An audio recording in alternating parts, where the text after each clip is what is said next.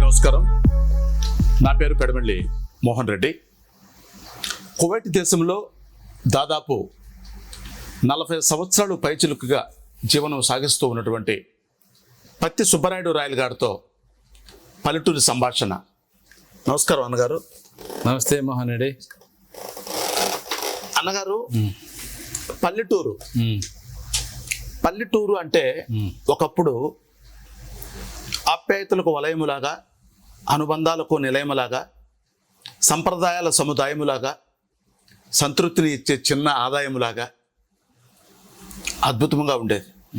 కానీ ఇప్పుడు అదే పల్లెటూర్లు ఎలా తయారైపోయినాయి అని నేను అనుకుంటున్నానంటే,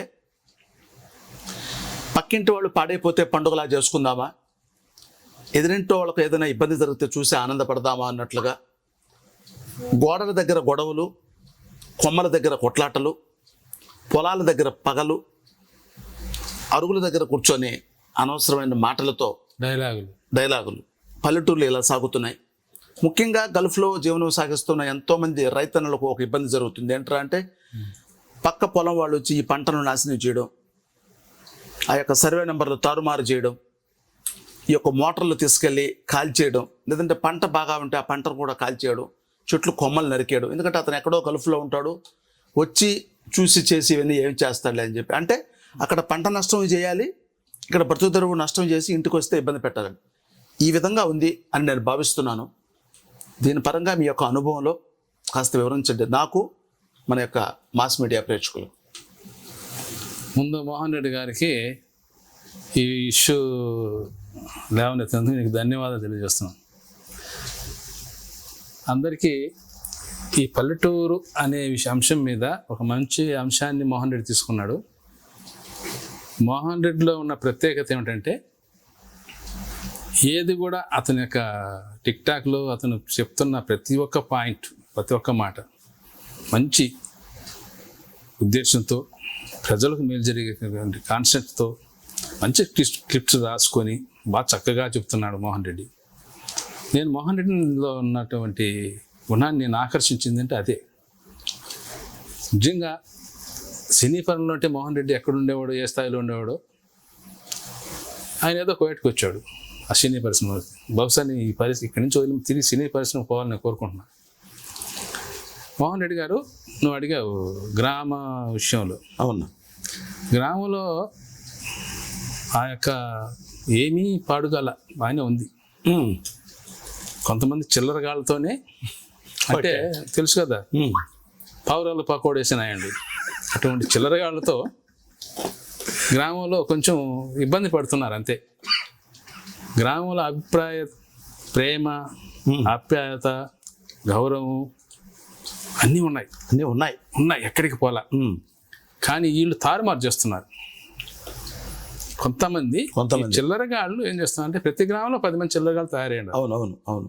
నువ్వు చెప్పినట్టు ఏదో వస్తువులు రైతులు ఇబ్బంది పెడతారు. ఇబ్బందులు కాదు, మడి నారు పోస్తే నారుగడ పెరుక్కుపోయిన ఆయన ఉన్నారు.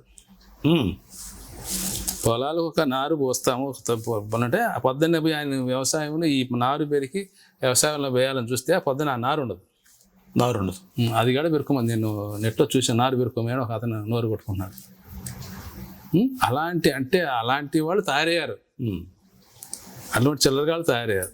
అంతేగాని గ్రామంలో ఆప్యాయత కానీ, ప్రేమ, అభిమానం ఎక్కడికి పోలా ఉన్నా. కానీ వాళ్ళు ఏమి చేయలేని నిస్సహాయ స్థితిలో వాళ్ళు ప్రజలు ఉన్నారు, పెద్దలు ఉన్నారు.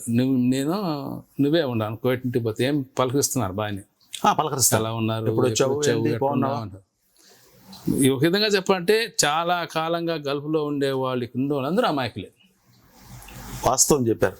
ఇక్కడున్న వాళ్ళు అక్కడ ఏం పరిస్థితి, ఏం జరుగుతుంది, వాళ్ళు ఏం చేస్తున్నారు, ఏం ఇబ్బందులు పెడతారు, వాళ్ళకి ఏమాత్రం తెలియదు.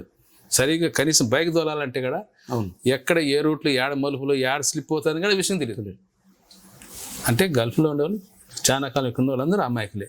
అక్కడ మాత్రం కొంతమంది చిల్లరగాళ్ళు ఇలాంటి చిల్లర చేష్టలు చేస్తున్నారు. అంటే సమాజంలో వాళ్ళకి ఏమీ విలువ ఉన్న వాళ్ళు అయితే కాదు. వాళ్ళు అర్ధనా విలువ చేయరు. వాళ్ళకి విలువలు, బాధ్యతలు ఉండవు. ఆర్ధన ఉంటారు కదా, ఆర్ధనా విలువ కూడా చేయరు. ఆ ఆర్ధనా విలువ చేయని వాళ్ళు వాళ్ళతో పెట్టుకుని 6 నెలలు ఖర్చు అవుతుంది. అంటే ఒక సామెత ఉంది, ఆరదన విలువ చేయని కోతి 6 అణాలు బెల్లం తింటుందంట.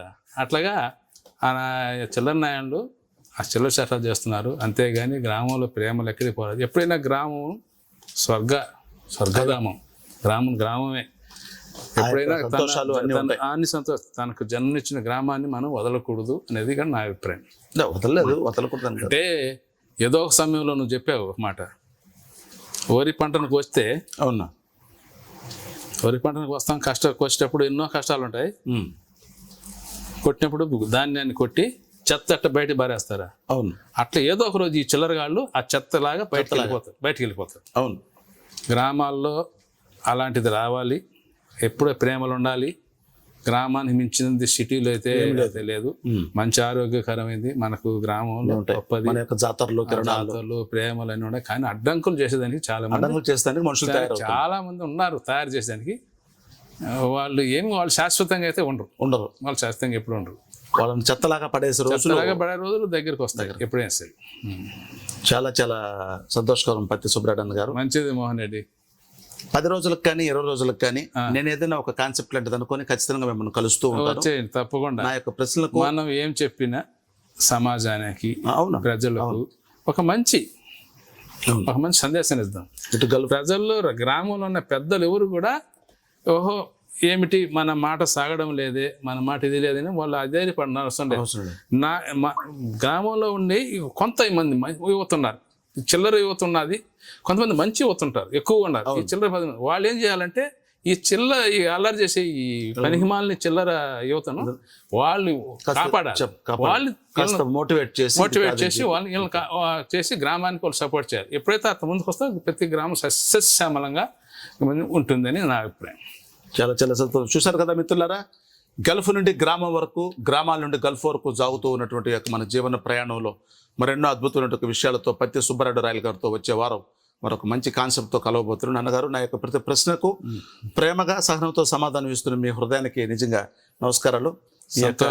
సలహాలు సూచనలు మాకు ఎప్పుడు ఇలాగా ఉండాలి. మోహన్ రెడ్డి, సంతోషం. మీరు ఇంత దూరం ఎక్కడి నుంచో వచ్చి శ్రమపడి ఇక్కడికి వచ్చి ఒక ఏర్పాటు చేసి ప్రజలకు ఒక సందేశం ఇస్తాను. అంతకంటే నాకు ఇంకేం సంతోషం, మహా సంతోషం. మనం ఎవరికి అన్యాయం చేయాలని అవసరం లేదు, మంచి చేద్దాం. నమస్కారం మిత్రులారా. నమస్తే. మాస్క్ ముఖాముఖి వచ్చేవారు మరొక మంచి కాన్సెప్ట్తో. నమస్కారం.